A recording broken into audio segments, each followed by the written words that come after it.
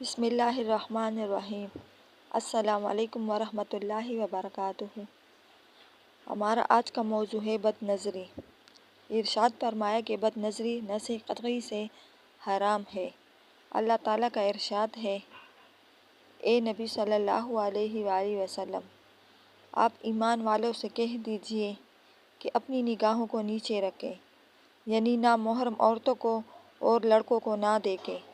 پس جو بد نظری کر رہا ہے اور نصح قطعی کی مخالفت کر رہا ہے اور نصح قطعی کی مخالفت کر کے حرام کا مرتکب ہو رہا ہے، لہٰذا بد نظری سے بچنے کے لیے یہ استحضار کافی ہے کہ یہ نصح قطعی کی مخالفت ہے، یعنی اللہ تعالیٰ کی نافرمانی ہے، اور بد نظری کرنے والا اللہ تعالیٰ کی امانت میں خیانت کرتا ہے۔ اللہ تعالیٰ فرماتے ہیں، اللہ تعالیٰ آنکھوں کی خیانت اور دل کے رازوں سے باخبر ہے۔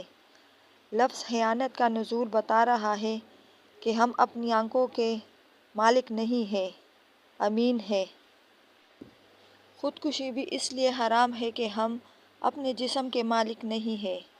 اللہ تعالیٰ نے بطور امانت کے ہمیں یہ جسم عطا فرمایا ہے، اور چونکہ یہ امانت ہے، اس لیے مالک کی مرضی کے خلاف اس کو استعمال کرنا یا اس کو نقصان پہنچانا یا اس کو ختم کر دینا جائز نہیں۔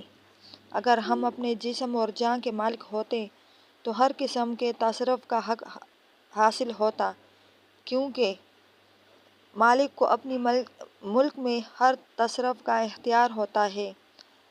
اللہ تعالیٰ کا بندوں کو یہ اختیار نہ دینا دلیل ہے کہ یہ جسم ہمارے پاس اللہ تعالیٰ کی امانت ہے، اور مالک کی امانت میں خیانت جرم عظیم ہے۔ لہٰذا جو شخص بد نظری کرتا ہے، دی ہوئی امانت بصریہ میں خیانت کرتا ہے، اور خیانت کرنے والا اللہ تعالیٰ کا دوست نہیں ہو سکتا۔